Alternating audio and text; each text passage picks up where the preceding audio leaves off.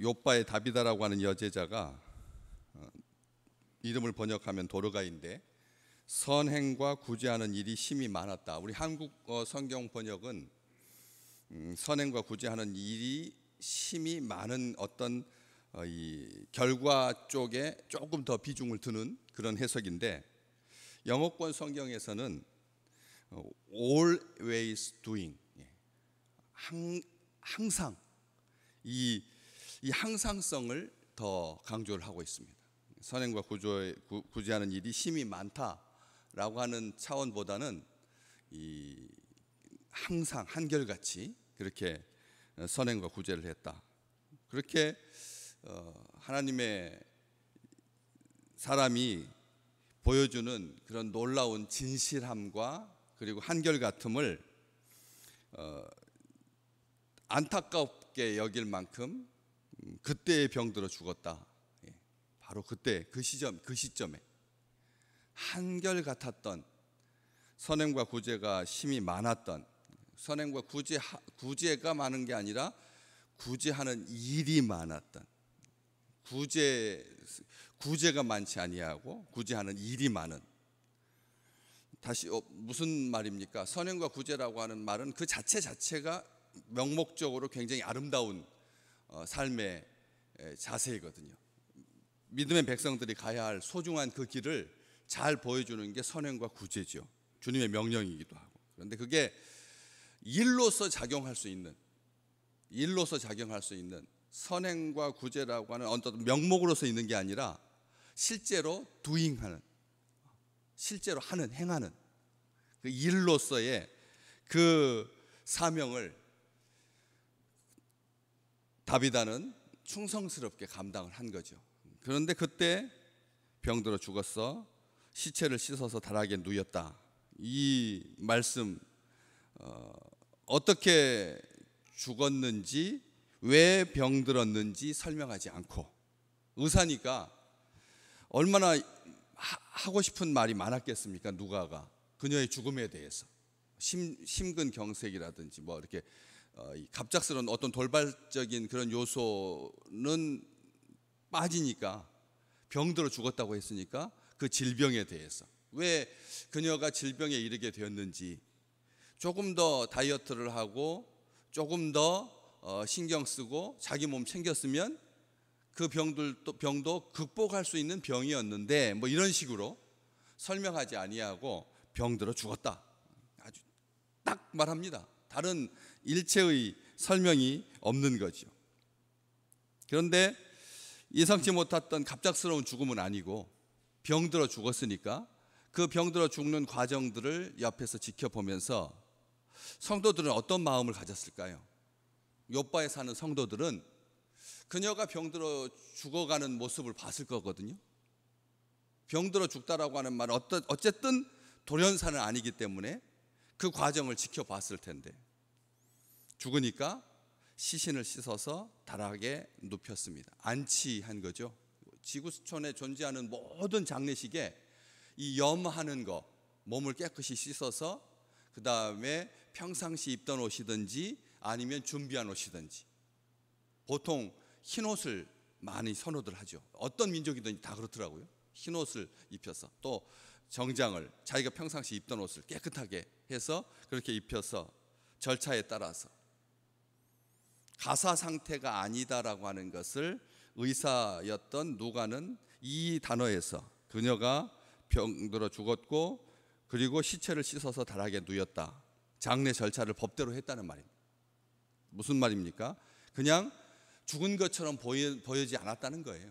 많은 사람들이 이 사건이 예수님께서 부활하신 다음에 처음으로 성경에 기록된 죽은 자가 살아나는, 사도행전의 교회는 성령 충만해가지고 온 세상에서 몰려든 경건한 유대인들 뿐만 아니라 이방인들까지도 다 이 놀라운 하나님의 기적을 목격하고, 교회는 아주 흥황해, 사람의 숫자가, 모이는 숫자가 더 많아지고, 위로는 수가 더 많아졌다. 이런 축복의 길을 가면서 아나니아와 삽비라 사건 같이 하나님의 심판 앞에 죽는 경우는 있었어도 죽었던 자가 다시 살아나는 경우는 성경이 앞쪽에 기록되어 있지 않거든요. 처음입니다. 그런데 이 사건에 대해서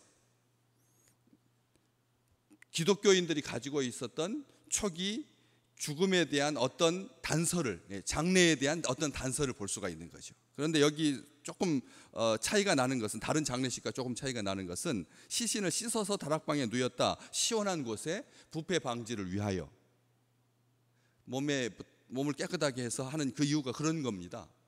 이 몸에 붙어 있는 어떤 것들로 인하여서, 또 속에서부터 나오는 것들로 인하여서 부패하지 아니하도록 씻는 거, 그래가지고 시원한 곳에다가 안치하는 것.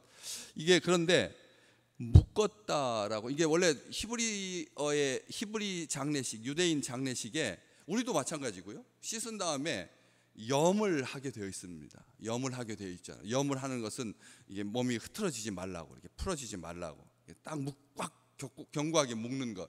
누구를 알 수가 있느냐면, 나사로를 살리실 때 풀어놓아 다니게 하라, 우리 주님께서 말씀하셨지 않습니까? 그게 유대인들의 일반적인 장례식이죠. 꽁꽁 이렇게 묶여가지고 이렇게 돼 있는 그 몸, 결속된 그 몸을 풀어놓아 다니게 하라 했는데, 여기는 그렇게 했는지 안 했는지는 모르겠지만 어쨌든 그런 묶는 과정은 생략되어 있습니다.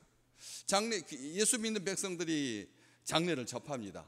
다른 어떤 시대보다도 많은 장례식이 있었고, 또 이 중증 환자가 되어가지고 사망에까지 이르는 일이 너무 많아지면 사회 전체가 혼란스러워지지 않도록 그걸 예방하기 위해서 이제 백신을 맞는다. 중증화되는 것 하는 것을 예방하기 위해서 백신을 맞는다라고 하는 것에서 알 수 있듯이, 이 갑작스럽게 많아지는 그 죽음은 민심의 동요를 일으키게 되어 있다는 거죠. 그냥 이렇게 생각하는 게 아니라는 거예요. 그렇기 때문에 이 장례식은 여러 가지 요소들이 있지만 두 가지입니다. 산자를 위로하는 거죠.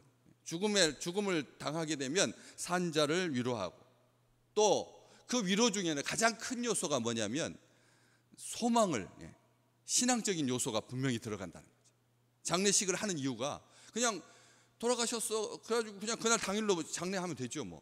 그런데 왜 우리가 그런 과정들을 겪나요? 사흘, 이틀장이든지 사흘장이든지 당일이든지, 어쨌든 죽었다고 해서 곧바로 묻지는 않거든요.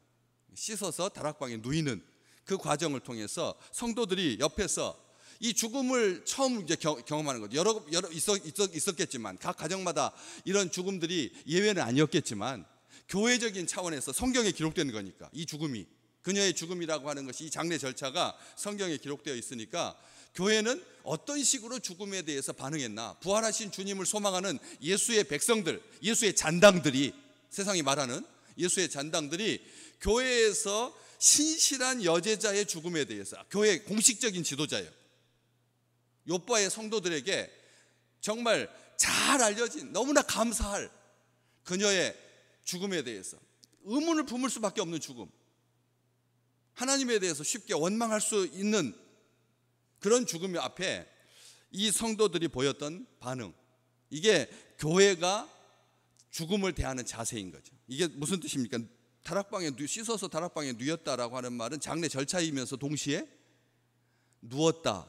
누였다라고 하는 말은 잠든 듯이, 다시 말하면 평상시처럼 염하지 않고 평상시처럼 잠든 것처럼 정돈하라. 바로 위에 34절에 베드로가 에니야에게 예수 그리스도께서 너를 낫게 하시니 일어나 네 자리를 정돈하라. 다시 말하면 그냥 병들어서 침상에 누워있는 자든지, 죽어서 다락방에 씻겨서 누워있던 자든지, 아니면 살아있는 자든지, 집에 가서 피곤하여서 하루 일을 마치고 잘 씻고 침상에 눕든지, 하나도 구별되지 아니하고 병들었든지 죽었든지 일상을 살든지 잠든 것처럼 다시 일어날 수 있도록 정돈할 수 있도록 죽음이 이렇게 엉클어지지 않았다는 거예요. 근데 우리 지금 한국 땅에서 진행되고 있는 장례식을 가만히 보면 어떠십니까? 정신이 없습니다. 저도 제가 어머니 장례식을 치러보면서 겪었는데, 이게 장례 신고하는 것부터 시작해가지고 장례식장을 잡고 일정을 잡고 상조회사에 섭외하고 꽃 섭외하고 수익 결정하고 관 결정하고 식당 메뉴 정하고 버스 정하고 화장장 시간 예약하고, 도대체가 이게 막 한꺼번에 쏟아져 내려오니까 이것을 우선순위에 따라서 어떻게 배분하고 어떻게 정리하고 그거 처리하느라고 조용히 앉아서 평상시처럼 그렇게 마음을 정리할 시간이 없더라니까. 이게 죽음을 대하는 이 세상적인 이 시스템 자체가 겉으로는 굉장히 매끄러워졌습니다. 알잖아요. 뭐가 딱 장례식이 발생하면 어떻게 수석하고 옆에서 도와주는 사람도 많고 아주 매끄러워졌습니다. 이렇게 들레거나 그렇지는 않습니다. 아주 자연스럽습니다. 뭘 흐르듯이 합니다. 이제 보편적이 되었습니다. 이제 영화에서도 이 시대의 죽음과 장례식을 영화화할 때 우리가 지금 느끼고 있는 그런 마음들로 그렇게 진행할 것입니다. 그럼에도 불구하고 이 교회가 보여줬던 죽음에 대한 풀어놓아 다니게 할 일상적인, 막 떠들지 아니야, 자기들끼리 막 애통하고 사람들이 이걸 가지고 막 슬퍼하고 애통했다 이런 기사 없지 않습니까? 노예니라. 그 다음 바로 이어지는 말이 뭡니까? 루다가 요바에서 가까워서 제자들이 베드로가 거기 있음을 듣고 두 사람을 보내어서 지체 말고 와달라고 간청했다. 어떠십니까? 교회가 장례가 딱 발생하면 교인들은, 성도들은 누구에게 연락을 하죠? 교회에게, 교회 목사님에게, 담당 교역자에게, 자기 교구 목사에게, 교구 교역자에게 연락하는 거지 않습니까? 이게 다른 것 다 떠나서 우선해서 왜 이게 우선순위를 말하려고 하는 게 아닙니다. 우선순위를 말하려고 하는 게 왜 그렇게 사람을 보내서 지체 말고 와달라고 간청했을까요? 죽어가지고 이미 죽었는데 이게 무슨 치료의 과정이라면 긴급하게 와야겠지만, 그렇지 않다면 그렇게 급할 일이, 왜 당일날 장례식을 치러야 한다라고 하는 어떤 장례 절차 때문에 급하게 와달라고 했나요? 생각해 보십시오. 여기 그런 의미로 다급한 마음으로 그냥 무슨 생각할 겨를도 없이 그냥 목사님부터 불러야 되는, 그래야지 장례를 집례할 성직자가 섭외되어야 되지, 이런 의도를 가지고 베드로를 급히 와달라고 간청했겠습니까? 간절히 청했습니다. 여기 보시면 그렇게 되어 있지 않습니까? 두 사람을 보내서, 한 사람도 아니고 두 사람을 보내서 지체 말고 와달라고 간청합니다. 이유가 뭐였을까요? 왜 그랬을까요? 장례식에 매이지 아니하고 빠지지 아니하고 루다에 있는 베드로에게 사람을 보내서 와달라고 간청한 것은 다시 살려달라고. 장례식이 하루밖에 없어요. 장례식이 하루짜리니까 그래서 그 시점을 맞추기 위해서가 아니었다는 것이죠. 무슨 뜻인지 아시죠? 여기에 부활의 소망도 아름답고 향기나지만 그걸 가지고 한 것처럼 보이지는 않습니다. 다시 말하면, 왜냐하면 이 사건은 교회가 겪은 처음 사건이니까 부활을 소망하면서 하지 않아요. 왜냐하면 부활이 있었으면, 그 전례가 있었으면 사도가 와서 기도하면 다시 일어난다, 그 뒤에 있는 것처럼 무릎을 꿇고 기도하여서 말하면 눈을 뜨고 일어나 앉는 그런 것이 있었으면, 그런 기대를 가지고 가까이 있는 사도에게 사람을 보냈겠지만, 와서 지체 말고 와달라라고 하는 그 말 속에 무슨 목적을 가지고 이렇게 긴급하게 사도를 와라 가라 간청했겠느냐는 거죠. 성경은 그 뒤에 이어지는 사건들을 통해서 우리는 알 수가 있습니다.